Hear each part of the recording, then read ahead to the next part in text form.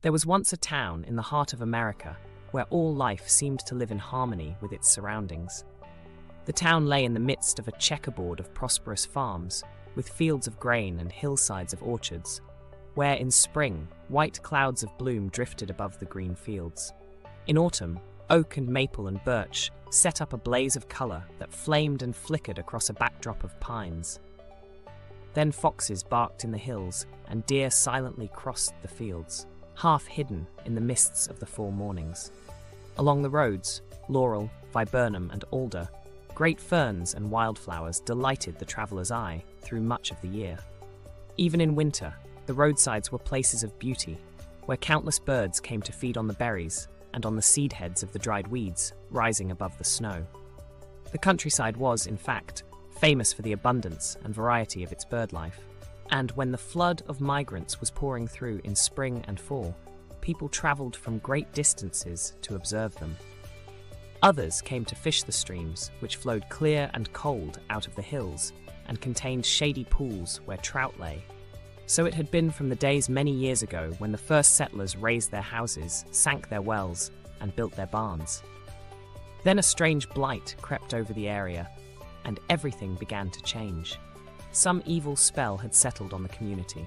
Mysterious maladies swept the flocks of chickens. The cattle and sheep sickened and died. Everywhere was a shadow of death. The farmers spoke of much illness among their families. In the town, the doctors had become more and more puzzled by new kinds of sickness appearing among their patients. There had been several sudden and unexplained deaths, not only among adults, but even among children, who would be stricken suddenly while at play and die within a few hours. There was a strange stillness. The birds, for example, where had they gone? Many people spoke of them, puzzled and disturbed. The feeding stations in the backyards were deserted. The few birds seen anywhere were moribund. They trembled violently and could not fly.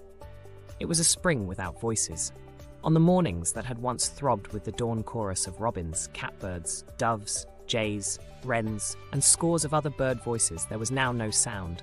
Only silence lay over the fields and woods and marsh. On the farms, the hens brooded, but no chicks hatched. The apple trees were coming into bloom, but no bees droned among the blossoms, so there was no pollination and there would be no fruit.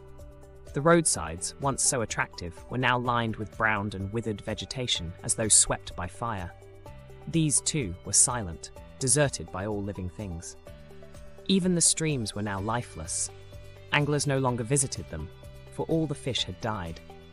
In the gutters under the eaves and between the shingles of the roofs, a white granular powder still showed a few patches. Some weeks before, it had fallen like snow upon the roofs and the lawns, the fields and streams. No witchcraft, no enemy action had silenced the rebirth of new life in this stricken world. The people had done it themselves. This town does not actually exist, but it might easily have 1,000 counterparts in America or elsewhere in the world. I know of no community that has experienced all the misfortunes I describe.